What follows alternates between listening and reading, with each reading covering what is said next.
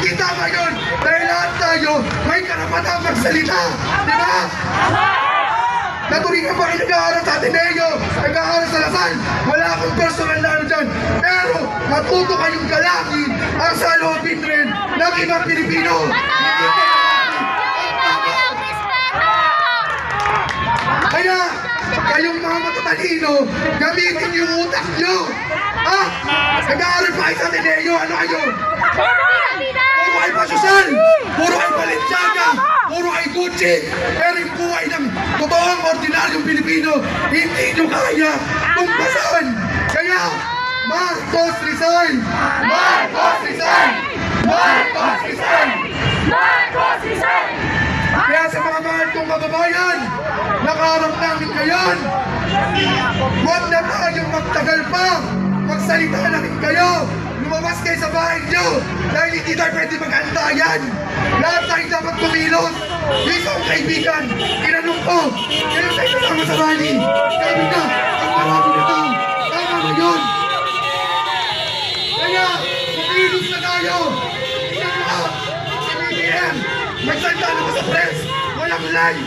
Kasi natatakot, yung tudorero na yan. Wala, lagi na siya utos ang utos. Pero pagka-accountability na, lagi sinasabi, wala siyang alam. Laging walang alam. Laging kumakapot sa ulo. Ano ka ba? May balakubas. Kaya, ikaw, Bongbong Marcos, ito ang tunay na salobi ng ordinaryong Pilipino. Bumaba ka na kung may natitira pang hiya sa iyo. Marcos resign! Marcos resign! Marcos resign! Marcos resign! NPA! NPA! NPA! Christian! NPA! NPA! NPA! Go!